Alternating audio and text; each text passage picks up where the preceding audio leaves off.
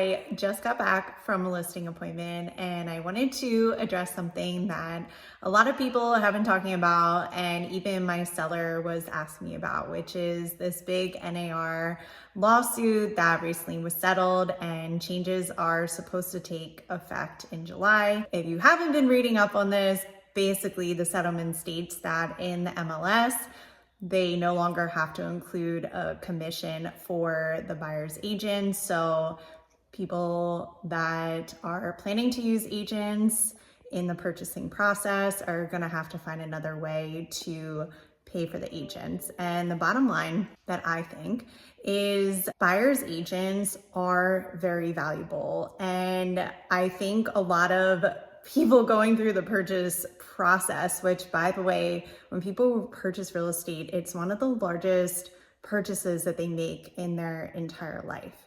And I don't know many buyers that fully understand the 13-page Florida contract, the milestones that are part of it, really understand market values, the inspection, when they get the inspection report back, what all of that means and what the seller should be taking care of versus the cost that it would entail to make the improvements on the inspection report, the different milestones that are due. So there's so many different intricacies within a real estate transaction, not to mention just having the right contacts, negotiating a good deal, hitting all the major milestones, because in our market, typically buyers put up a 5% deposit. That's 5% on the total sales price within 3 days after going under contract. And they only essentially have through the inspection period to be able to get that deposit back.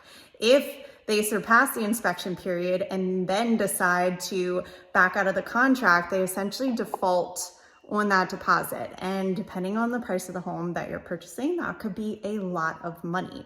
But if you don't understand how the real estate process works and don't have an experienced agent walking you through this entire process and helping you understand, again, like what a good deal is on this home, have contacts for helping with insurance and inspections and understanding the inspection report, the milestones, working with the right title companies, then you're kind of going through the transaction blindly. And this is something that I don't think should be taken lightly. So where I'm getting at with all of this is that even though technically per the MLS in July, there's not going to be a buyer agency fee posted, it's still going to somehow be baked into the contract. So whether that's a, concession towards closing costs that the seller ends up paying so that the buyer can pay for their agent, or a price reduction to the amount that the buyer is paying for their agent, or an agreement between the buyer and their agent for compensation, I think it's all gonna kind of shake out in the end the same way. That's just my 2 cents. I would love to know what you think of all of this.